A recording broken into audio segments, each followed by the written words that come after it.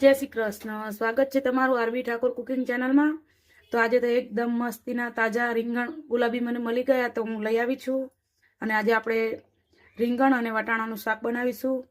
તો શિયાળામાં આ શાક ખાવાની ખૂબ જ મજા આવે છે અને બધાના ઘરમાં બનતું જ હોય છે, પણ બધાની રીત અલગ અલગ હોય છે. આજે હું તમને મારી રીત શીખડાવીશ કે કઈ રીતે હું રીંગણ અને વટાણાનું શાક કરું છું. તમે કોઈ પણ રીંગણ લઈ શકો છો, પણ જો આ રીંગણ મળે ત્યાં સુધી આ જ લેવાના, કેમ કે આનું શાક બહુ જ મસ્ત થાય છે. તો અહીંયા મેં રીંગણ લીધા છે, 500 ગ્રામ જેટલા રીંગણ છે. વટાણા લીધા છે, એક ટામેટું, લસણ, આદુ અને લીલા મરચાં લીધા છે. તો પહેલા આપણે આ બધું લસણ ને આદુ ને મરચાંને ખાંડી લઈશું. સરસ ઝીણું આપણે વાટી લેવાનું છે.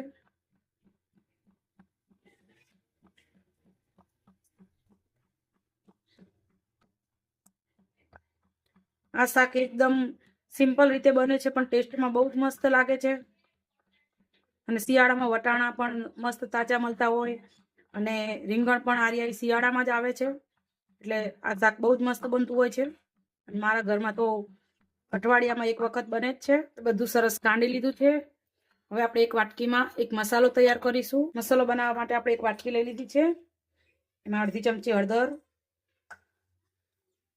1 ચમચી લાલ મરચું, 1.5 ચમચી જેટલું લાલ મરચું નાખીશું. અડધી ચમચી ધાણા જીરું નાખીશું. આપણે મસાલાને પાણીથી પલાળી લઈશું. આપણે પાણી નાખીને આ મસાલો પલાળી લેવાનો છે, જેથી આપણે મસાલો બળે નહીં. અને આપણે એકદમ કાઠિયાવાડી સ્વાદ સાથે આપણે બનાવવાના છીએ. અને હંમેશા રીંગણનું શાક બનાવતા હોય તો રીંગણને છેલ્લે જ કટિંગ કરવાના, જ્યારે આપણે બધી તૈયારી કરી રહીએ અને આપણે વઘારવાનું હોય ત્યારે જ. નકર રીંગણ કાળા પડી જતા હોય છે. અને જ્યારે પણ કટ કરીએ ત્યારે પાણીમાં કટ કરવાના. આપણે મસાલો સરસ બનાવી લીધો છે, આ રીતે તમે જોઈ શકો છો. અને સાઈડમાં મૂકી દઈશું. અને રીંગણને આપણે મસ્ત ધોઈને લીધા છે, એટલે આપણે એને કટ કરી લઈશું. તો અહીંયા મેં એક તપેલીમાં પાણી લીધું છે. આપણે પાણીમાં જ રીંગણને કટ કરવાના છે. આ રીતની થોડીક દાંડલી રાખીશું. જો તમારે દાંડલી ના રાખવી હોય તો તમે સ્કીપ કરી શકો છો, પણ હું અહીંયા દાંડલી રાખું છું, કેમ કે અમારા ઘરમાં બધાને આ રીતે દાંડલી વાળું શાક બહુ જ ભાવે છે, એટલા માટે. આ રીતે વચ્ચેથી આપણે કટ કરવાનો, જેથી કરીને દાંડલી એકદમ મસ્ત કટિંગ થાય. આ રીતે આપણે રીંગણને કટ કરી લેવાના છે.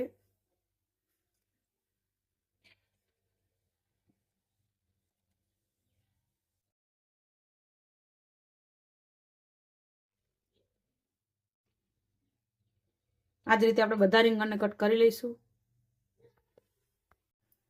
આપણે બધા રીંગણને સરસ કટ કરી લીધા છે. હવે એકદમ મસ્ત આપણે વઘાર કરી લઈશું. વઘાર કરવા માટે આપણે કઢાઈમાં 4 મોટા પાવડા તેલ લઈ લીધું છે. તેલ સરસ ગરમ થઈ ગયું છે. હવે આપણે એમાં જે આદુ મરચાં અને લસણ ખાંડીને રાખ્યું છે નાખી દઈશું. સરસ પાતળી લઈશું. અને જે આપણે મસાલો બનાવીને રાખ્યો છે પાણીમાં, એ નાખી દઈશું.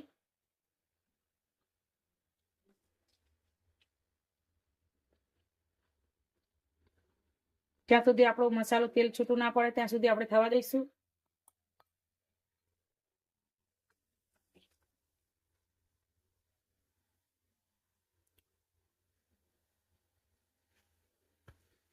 આપણા મસાલામાંથી એકદમ સરસ તેલ છૂટું પડી ગયું છે. આપણે એક ટામેટું કાપીને રાખ્યું હતું એ નાખી દઈશું.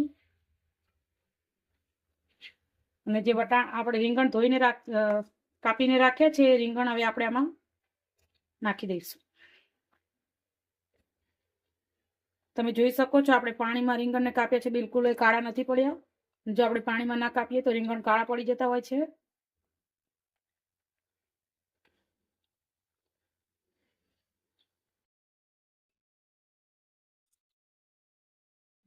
બધું સરસ મિક્સ કરી લેવાનું છે.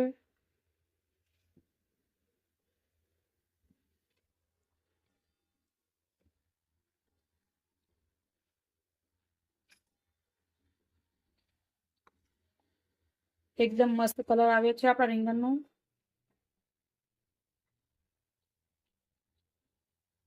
હવે આપણે આમાં વટાણા નાખી દઈશું.